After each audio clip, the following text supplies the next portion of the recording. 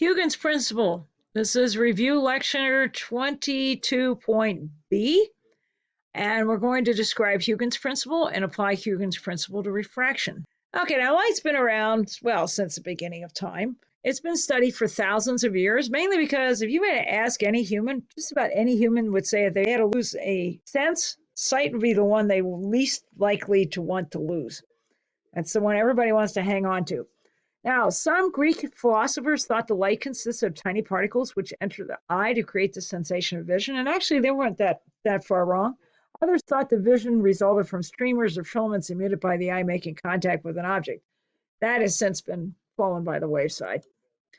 Now, up until the time of Newton and beyond, most philosophers and scientists thought the light consisted of particles, and they were partially right. One Greek thought that light traveled in waves, and he was partially right too. One of Newton's contemporary, a Dutch scientist named Christian Huygens, which is the subject of this lecture, also argued that light was a wave. Now, the particle theory was supported by the fact that light seemed to move in straight lines instead of spreading out as waves do, but Huygens showed that under some circumstances, light does spread out, and other scientists found evidence to support the wave theory. The wave theory became the accepted theory in the 19th century. But the particle theory had not rolled over and died yet. Albert Einstein came along early in the 20th century and resurrected the particle theory of light. According to this theory, light consists of particles called photons, and these are massless bundles of concentrated electromagnetic energy. Scientists now agree the light has a dual nature, so both sides won, part particle and part wave, and light has a tendency to behave like waves when it travels in empty space, and like particles when it interacts with solid matter. And actually, in reality, you really need quantum mechanics to describe light. And that's unfortunately a topic that's not in this class. I wish it were because it's a lot of fun. Now, in the late 1600s, a Dutch mathematician scientist named Christian Huygens proposed a very interesting idea about light. He said the light waves, okay, spreading out, there's a point source way off to the left here somewhere, way out there. Okay, and it's so far away that at this point, the light waves have spread out so much that they're basically wave fronts. And he said the light waves spreading out from a point source may be regarded as the overlapping of tiny secondary wavelets. So what's going on here is here's a wavefront, and along this wavefront, each point along the wavefront creates a new set of tiny wavelets. These overlap, and they create the next wavefront at a time t equals delta t. So every point on any wavefront may be regarded as a new point source of secondary waves. And this idea, the wavefronts are made up of their wavefronts, is called Huygens principles. And this concept can actually be used to describe phenomena such as refraction, reflection, diffraction, and so on. And we'll revisit this. Now, these drawings actually come from Huygens' book, The Treatise on Light. And of course, in those days, all they had for candles. But a candle, when you're far enough away from it, it's a point source. And every point on this candle flame is a glowing plasma. Candle is a plasma.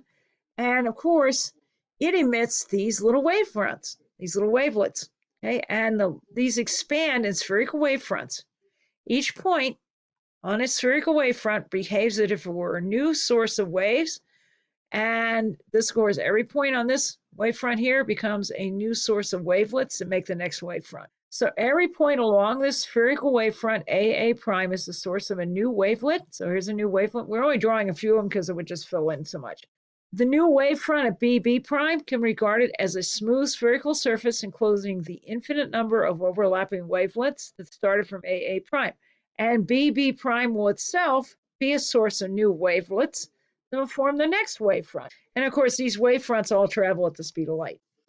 Okay, now far away from the source, the curvature of the wavefront will flatten out, and the wavefront will appear to form a plane.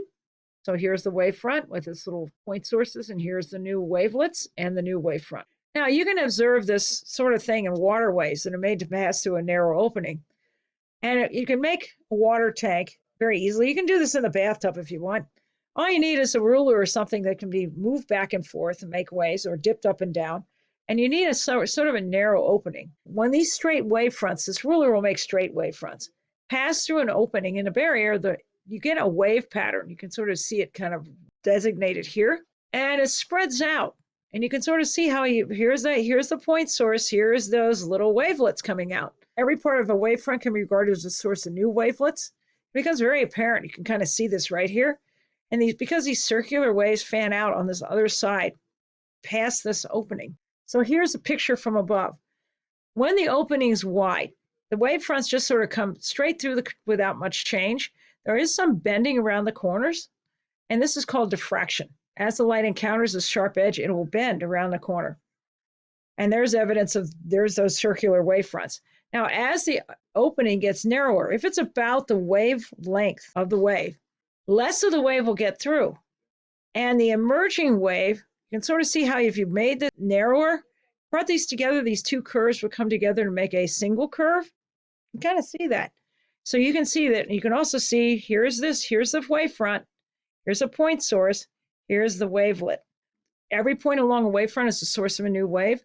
And this law of reflection can be proven using Huygens principle and can also illustrate refraction. Up at the top here, here's a wave coming in. It's going to reflect off of this surface. It's coming in at an angle like this relative to the normal. And part of the wave, of course, wavefront will encounter the surface first. It reflects. And each part of the wave that's reflecting now is a new source of wavelets. As this wave comes in here, more and more of the front gets reflected, produces this new set. And of course, the angle of incidence relative to the normal equals the angle of reflection relative to the normal. When a wave instead encounters a medium of higher index of refraction or different index of refraction, in this case it's higher, the wavefront will encounter the medium at an angle here relative to the normal, and first one side encounters it and slows down, and each part of the wavefront becomes a source of new wavelets, and the whole thing bends toward the normal. We'll see that more later, right here. Okay, so we're going to derive the law of refraction from Huygens principle, and you should have worked on this at home before the lecture. Okay, so if you look here, here are rays, here are the wavefronts along the rays, and each wavefront is a source of new wavelets, which are not shown here because the drawing would get too confusing, but those themselves create the next wavefront. The distance between these two wavefronts is one wavelength. This whole thing's traveling at the speed of light, and it's encountering a medium that's denser, so it's going to slow down. Air has almost an index of refraction, almost 1, and glass is somewhere between 1.3 and 1.5. Okay, so when it starts encountering it, it's coming in at an angle relative to the normal. And when it starts encountering it, it starts to slow down. So these wavefronts kind of bunch up. Okay, because remember, this is the wavelength, and this is a snapshot. Even with each one of these is a certain delta t, certain amount of time that passes between this one and this one. And they slow down, so they come closer together. So we look at these two triangles here. Look at the two triangles. Time is, of course, lambda 1 over v1. And that, of course, is in the incident wave. That also has to equal, because the times are equal, lambda 2 over v2. And we can rewrite this as lambda 1 over lambda 2 equals v1 over v2. That describes how the wavelength slows down relative to the speed of the wave. Now, we look at these two triangles here. One triangle is HCE, okay, and the other one is HCG, and they share a common hypotenuse. Okay, so sine theta 1, which is this angle right here, is lambda 1 divided by HC, which is this length here, hypotenuse. Sine theta 2, which is this angle here, is lambda 2, that's the wavelength in the second medium, divided by that same hypotenuse for that second triangle.